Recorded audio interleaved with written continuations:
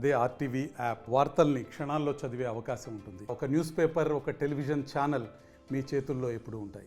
వ్యూహం నాకు వదిలేయమని చెప్పాను అందరినీ. టీడీపీ, జనసేన, భారతీయ జనతా పార్టీ నాయకుల ఆశీస్సులు ఉండాలి. ఈ అలయన్స్ కోసం నేనేదో నాకు మెచ్చి మేకతోలు కప్తాను, నేను చేయలే. ఆంధ్రప్రదేశ్ అప్పుల్లో కూరుకుపోయిన ఆంధ్రప్రదేశ్కి, అభివృద్ధికి దూరంగా ఉన్న ఆంధ్రప్రదేశ్కి, ఇది ఈ క్రిమినాలిటీ పెరిగిపోయిన ఆంధ్రప్రదేశ్ని రక్షించుకోవాల్సిన అవసరం ఉంది. అందుకని అందరం కలిసి ఓట్లు చెల్లకుండా ఉండాలని చెప్పిన ప్రతిపాదనకి ఎంత నలిగిపోయినా నా ఒకడికి తెలుసు.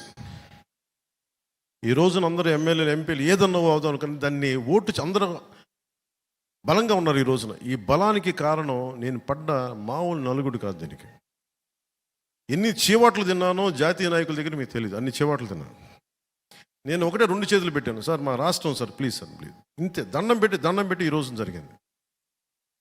నేను ఎప్పుడు జనసేన పార్టీ ప్రయోజనాలు ఆలోచించాలా, ఆంధ్రప్రదేశ్ ప్రజల ప్రయోజనాలు, తెలుగు ప్రజల ఐక్యత ఆలోచించాలి. సో దీన్ని దృష్టిలో పెట్టుకొని నాకు మనందరం బాగుండాలి, ఈ అలయన్స్ బలంగా నిలబడాలి. మనలో మనకి చిన్న ఇబ్బందులు ఉంటాయి, కొన్ని త్యాగాలు ఉంటాయి, ఇవన్నీ కొన్ని తప్పవు.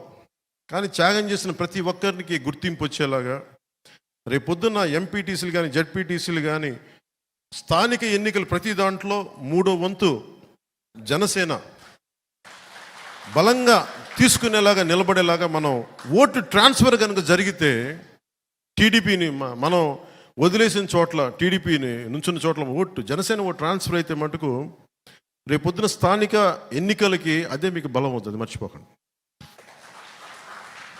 అలాగే 3వ వంతు మహిళలకు కూడా రిజర్వేషన్లు కూడా భవిష్యత్తులో వచ్చే 29లో రాబోతుంది. అది మీరు మహిళా నాయకులు కూడా మీరు ఇప్పటి నుంచి కష్టపడితే అది మీకు కూడా అది బంగారు దారి ఇచ్చినట్టు అవుతుంది.